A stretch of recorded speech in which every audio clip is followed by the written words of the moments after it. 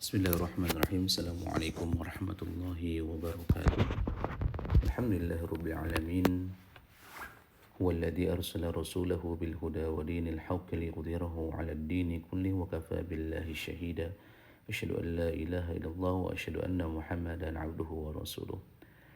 Teman-teman semuanya, kita akan masuk ke hari pertama kita insyaallah ya dalam program Sembuh dengan Al-Baqarah. Kita akan bahas dulu tentang pengertian dari ruqyah syar'iyah yang ini. Pengertian dari ruqyah syar'iyah. Yang pertama adalah pengenalan apa itu ruqyah. Ya, kita akan sebutkan dulu ruqyah itu maknanya apa. Ruqyah itu secara bahasa namanya ruqa. Ruqa itu adalah mantra atau bacaan. Ya, jadi ruqyah itu secara terminologinya adalah bacaan ya atau mantra yang digunakan untuk penyembuhan penyakit, baik penyakit fisik maupun penyakit psikis ya. Atau ada tambahan lagi adalah penyakit spiritual. Yaitu maknanya ya ruqyah. Nah, sedangkan nanti akan terbagi ada jenis-jenis ruqyah. Ya. Yang pertama adalah ruqyah syar'iyah. Ya, yang kedua adalah ruqyah syirkiyah. Apa makna ruqyah syar'iyah itu? Ruqyah syar'iyah adalah bacaan yang sesuai dengan kaidah-kaidah syar'i yang ada di dalam agama Islam. Maksudnya adalah tidak menyeleweng dari aturan-aturan yang telah ditetapkan oleh Islam.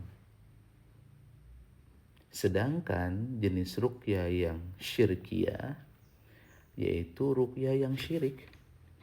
Yang seperti apa?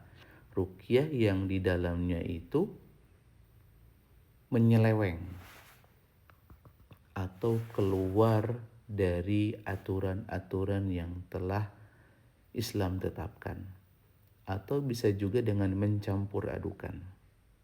Ya. Jadi ruqyah syirkiyah itu bisa mencampur adukan. Contohnya seperti apa Ustadz? Contohnya saya tulis di sini adalah contoh yang termasuk ruqyah yang syirkiyah itu. Yang pertama adalah misalkan dia membaca Quran. Dia baca Quran, tapi kemudian dia mencampur adukan dengan sesuatu yang najis. Misalkan najis.